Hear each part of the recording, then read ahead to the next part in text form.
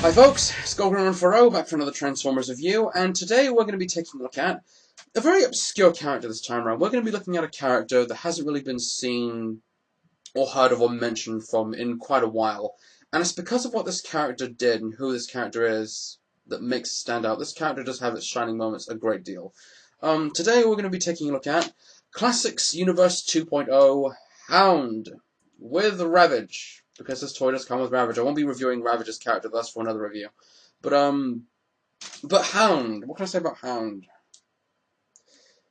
Hound is a very obscure Transformer, like I said before. He hasn't really been seen in a cartoon or movie for quite a while.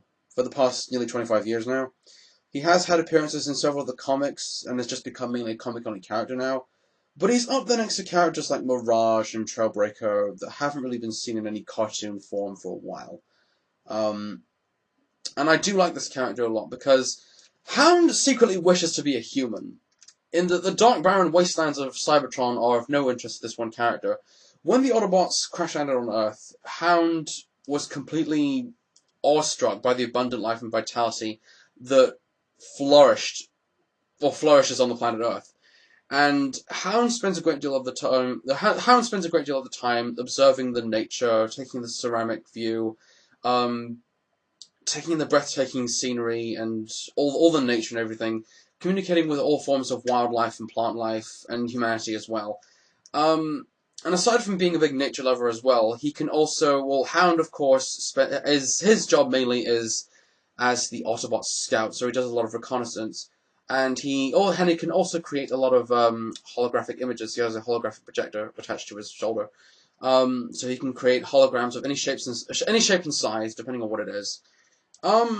His role in the cartoon, though, is very small. It's diminishing in some way or another, because Hound, of course, appears in the first opening of G1, More Than Meets the Eye, parts 1 to 3. Where you see Hound actually team up with Spike before Bumblebee came along and stole the show. You see Hound team up with Spike, and Hound first shows Spike the whole technique of transformation. And, of course, Hound takes Spike on a little drive through the desert to explain a little bit about what happened to Cybertron and how it is now. And, of course, Hound's most infamous shining light in anything was when he fought Rumble at the Battle of Sherman Dam, and lost, but then of course Hound had to save Spike from drowning. But yeah, pretty much Hound's character didn't really do a whole lot in the show, and pretty much after More Than Meets the Eye, he was mainly just leveled to be mainly just nothing but a background character. He did have his shining moments though in the episode Heavy Metal War, where he created a giant hologram of a giant Autobot to scare away Devastator, and that worked for all its good points. In the cartoon, he was voiced by Ken Sansom, who hasn't really done much in the way of voice acting. The only role I can think of that he is best known for doing outside of Hound is he plays the voice of Rabbit in Disney's Winnie the Pooh. But yes, Hound's last appearance in any cartoon form was in Transformers the movie and in the Japanese Headmaster series, The Four Soldiers Come Out of the Sky. But yes, he has had his roles outside of the cartoon. In the comics as well, in the Marvel comics, same character, where during the UK Marvel Comics Crisis of Command, Hound and Mirage combined their abilities to capture Ravage. And of course, during Target 2006 story arc, a spy mission alongside Jazz went tits up, so it resulted in the capture of Jazz. And of course, Hound had a larger role in the G2 comics as well. He did, of course, appear in several of the Dreamwave comics throughout War Within, as well as the Prime Directive series as well. And he appeared again in several of the IDW storylines, where he appeared in... His first appearance was in Megatron Origin Issue 2, where he was a member of the Autobot security force on Kaon. And of course, he made his appearances in several of the spotlights, which were pretty good as well. But there you go, that's pretty much Hound's character in general. This is a very underrated character, and I really think he would have actually had a lot more to do if he had an episode dedicated to himself or a story dedicated to himself. Because I think this character is quite interesting. I do like this character a lot. And when I say Hound wanted to be a human, or Hound wishes to be a human, they should have had a story in the cartoon where Hound becomes a human, gets bored of it, gets bored of being human for about an hour and then goes back to being Autobot, or, just as a twist, Hound becomes a human and then just leaves the Autobots. That would have been an interesting thing, I think, because... But then again, though, without Hound, the Autobots would have become a little bit boring to deal with. So there you go. But there you go, that's pretty much Hound's bio, his bio and everything he's ever done. He is a great character. He should do a whole lot more, though. He needs an appearance in the cartoons more. So anyway, now that I've rambled on about his bio and all of his roles in the cartoons and comics, we are now going to talk straight about his. We're now going to go straight onto his toy and this guy as well. So without any further ado, so here we have both classics Hound and Ravage. Let's take a look at Ravage first of all, because I have a lot of problems with this figure, because I never really understood why Ravage had to come with Hound, because wouldn't you think that because Ravage was always part of Soundwave's crew, that if ever they were going to release a classic Soundwave, that they would have this guy together? That hasn't been seen, sadly, but what are you going to do, I think. I do have a lot of problems with this cassette mode, because, again, it's just a cassette, as Ravage has always been, always will be. He's just a cassette, a very boring one at that. There is little to no detail on it. You can see some line work on this toy, but it's minimalistic at best, I would say. It's just a very boring cassette to look at. There's no detail and no stickers on it. There's nothing really that makes this look like a cassette. And of course, you can see the Decepticon logo right there, which is nice, I guess. But yeah, this cassette is just kind of boring, and it can't really do anything except just rest on the back of Hound, which is weird because cassettes are supposed to go inside radios. Now, transforming this toy isn't really all that hard. Just lift up this piece, which becomes the tail, lift out the legs. A lot of lifting and folding going on. And fold those back. And lift out the Jaguar head and push those bits back like that. So here we have Ravage in his in his Jaguar, any sort of cat mode. Now, like I said, the cassette mode is boring to look at, but this new sculpt, this new mold for Ravage actually looks very, very good. I like this new mold a lot.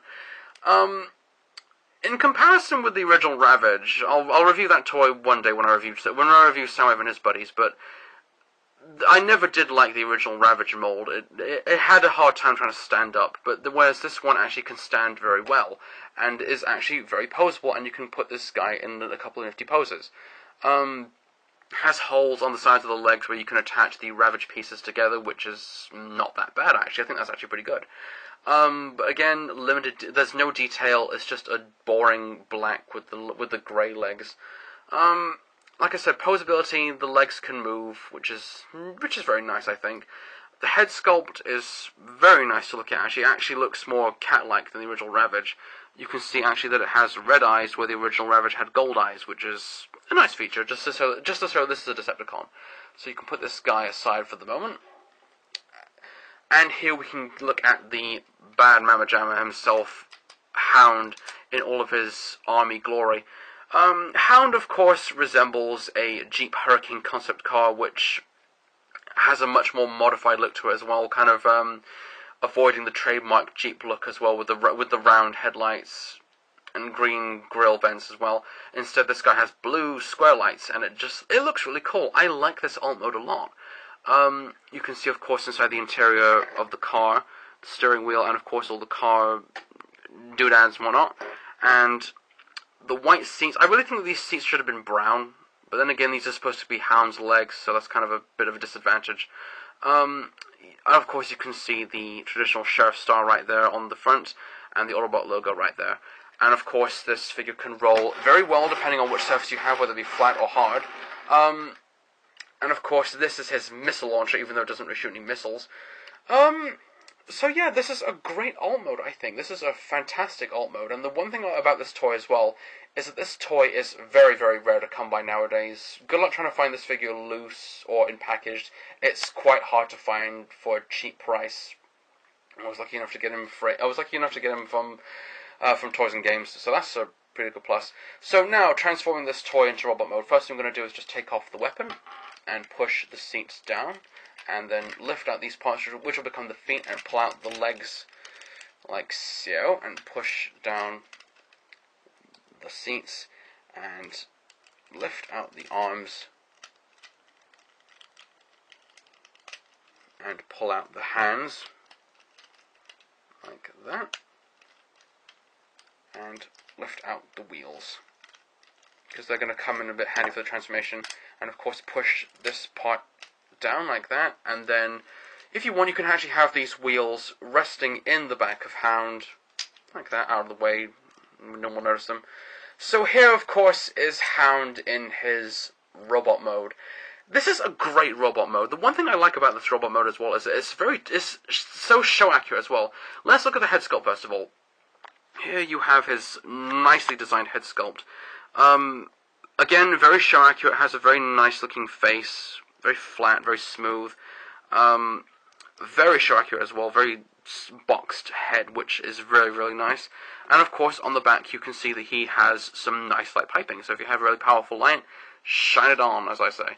And of course, the head can rotate 4 through 60. This is on a ball joint, so it can the head can bob up and down like that. So that's pretty good. In terms of articulation, the arms can. Oh, hang on, zoom out again. There you go. The arms can rotate 4 through 60, and the elbow joints are very nice.